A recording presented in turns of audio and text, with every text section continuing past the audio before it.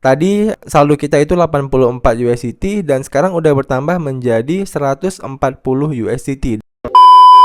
Oke, sesuai dengan judul, pada video kali ini kita akan membahas bagaimana cara deposit di exchanger kripto MEXC lewat P2P market ya guys ya. Nah, jadi saat ini saya sudah berada di exchanger kripto MEXC akun saya. Nah, sebelum kita praktek di sini saya pengen liatin terlebih dahulu saldo di akun saya saat ini ya. Jadi total aset saya saat ini itu ada sekitar 0,0010 Bitcoin. Atau kalau lebih detailnya kita bisa lihat di bagian menu dompet. Nah, kemudian kita bisa lihat di sini ya. Jadi semua aset saya itu adanya di bagian spot market dan untuk lebih detailnya kita bisa coba klik.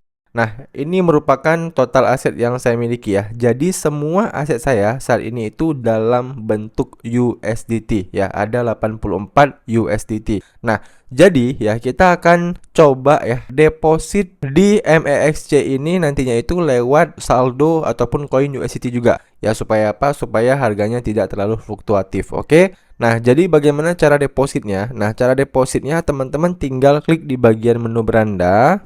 Nah, selanjutnya kalian bisa klik di bagian menu lainnya. Nah, kemudian kalian tinggal klik di bagian menu P2P.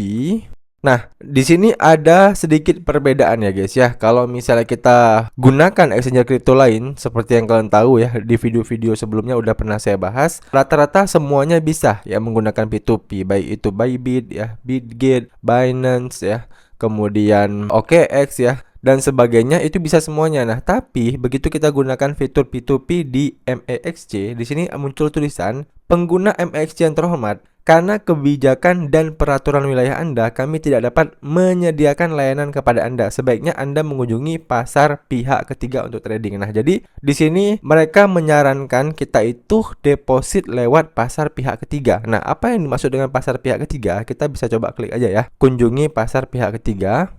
Nah, maka kita akan diarahkan ke halaman ini guys ya. Nah, jadi di sini itu kita tetap bisa deposit menggunakan bank lokal ya. Tapi ya pilihannya di sini kita menggunakan pihak ketiga ya. Jadi kalau misalnya kita menggunakan P2P kan kita belinya itu langsung ke pedagang P2P-nya. Nah, tapi kalau pihak ketiga ini itu tuh kayak perusahaan exchanger yang bekerja sama ya. Exchanger lokal yang bekerja sama dengan si MEXC ini. Jadi ya pembayarannya sebenarnya sama aja, nanti bisa menggunakan bank lokal juga. Oke, jadi supaya teman-teman paham ya, kita bisa setting dulu nih ya. Misal kita pengen deposit berapa nih ya. Misal kita pengen deposit Rp500.000. Nah, seperti ini. Kemudian di bagian mata uangnya ini pastikan teman-teman pilih IDR ya. Karena nanti biasanya itu akan ada beberapa mata uang lainnya. Nah, pastikan teman-teman kliknya itu IDR. Nah, kemudian di bagian koinnya, nah teman-teman juga bisa memilih ya sebenarnya koin apa yang ingin kalian beli ya. Di sini itu ada banyak sekali, ada Doge, ada TRX ya, ada Litecoin, ada XRP. Nah, di sini kita pilih USDT sebagaimana yang saya bilang tadi. Nah, kemudian kita diminta untuk memilih metode pembayaran ya. Nah, jadi tadi karena saya isikan 500.000 ya. Nah, untuk metode pembayarannya itu cuman menggunakan Mercurio ini. Nah, tapi kalau kita isikan 1 juta ya, coba ya. Nah, metode pembayarannya lebih banyak guys ya. Nah, jadi di sini sebagai contoh saya akan deposit 1 juta aja ya. Kita akan pilih si Alchemy Pay ini karena memang Alchemy Pay ini ada tulisan Indonesia Bank Transfer ya. Sedangkan kalau Mercurio dan MonPay ini tidak ada. Oke, jadi kita pilih aja Alchemy Pay. Kemudian kita klik lanjutkan. Nah, kemudian akan muncul detail pembayaran seperti ini ya, dimana 1 USDT-nya itu dihargai 17.000 sama mereka ya. Kemudian kita tinggal klik aja terima dan lanjutkan. Lalu kita klik lanjutkan. Nah, kemudian kita akan diarahkan ke halaman ini ya. Nah, jadi buat teman-teman nanti biasanya kalian disuruh untuk masukkan email terlebih dahulu kalau memang pertama kali menggunakan si Alchemy Pay ini. Jadi kalian masukin email dulu. Nah, kalau udah masukkan email baru kalian diarahkan ke halaman pilihan metode pembayaran ya. Di sini itu ada beberapa metode pembayaran, ada Bank BRI, Mandiri, BNI, CIMB, Permata. Nah, di sini sebagai contoh saya akan coba deposit menggunakan Bank Mandiri ya. Kemudian kita klik proceed.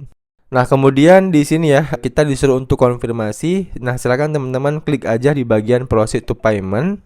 Nah, maka nanti di sini itu akan langsung muncul virtual account-nya. Nah, di sini untuk pembayarannya berbeda dengan P2P ya. Kalau P2P itu kan kita transfer ke nomor rekeningnya ya. Nah, tapi karena ini bentuknya virtual account, jadi kita bayarnya bisa menggunakan virtual account. Oke, supaya teman-teman nggak bingung, saya contohkan ya. Kita salin nomor virtual account-nya, lalu kita buka Bank Mandiri kita ya. Nah, oke, di sini saya sudah membuka Bank Mandiri saya dan selanjutnya kita bisa langsung klik aja bayar atau VA ini. Nah, kemudian kita tinggal masukkan nomor virtual account yang udah kita salin di bagian masukkan VA atau penyedia jasa. Nah, maka nanti di sini itu akan langsung muncul pembayarannya atas nama Doku VA Agregator. Kita klik aja. Nah, kemudian ya, di bagian pembayaran ini silakan teman-teman isikan nominalnya. Tadi kan kita pengen deposit 1 juta. Nah, berarti di sini kita masukin 1 juta rupiah. Nah, kalau udah kita tinggal klik lanjutkan. Kemudian kita konfirmasi pembayarannya ini.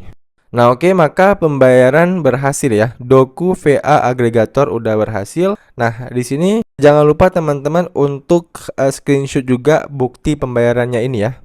Nah, setelah udah kalian screenshot ya, kalian bisa langsung buka kembali aplikasi MEXC-nya.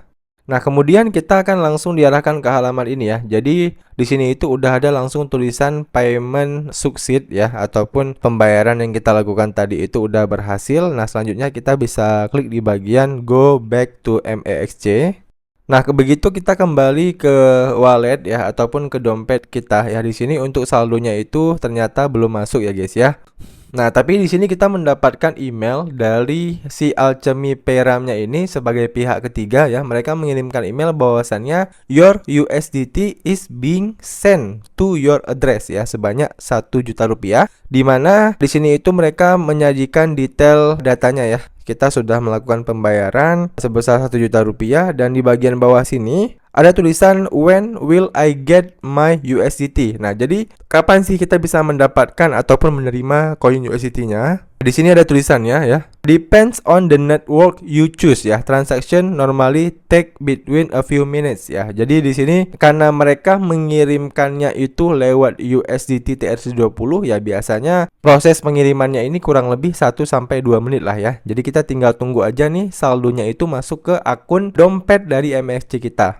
Dan begitu saya kembali ke dompet saya, teman-teman bisa lihat ya, saldonya itu udah bertambah. Nah, kalau kita klik di bagian menu spot, nah di sini saldonya itu udah langsung masuk ke aset USDT kita ya, di mana tadi saldo kita itu 84 USDT dan sekarang udah bertambah menjadi 140 USDT. Dan kalau kita klik lebih detail ya, koin USDT-nya, nah, di bagian bawah sini itu ada tulisan deposit ya sebesar 56,33 USDT. Nah, jadi ini nominalnya sesuai ya. Tadi teman-teman udah lihat kita deposit 1 juta rupiah, nominalnya itu dikonvert langsung ke USDT itu menjadi 56,33 dolar ataupun 33 USDT. Nah, saldo yang masuk juga pas ya, yaitu sebesar 56,33 USDT.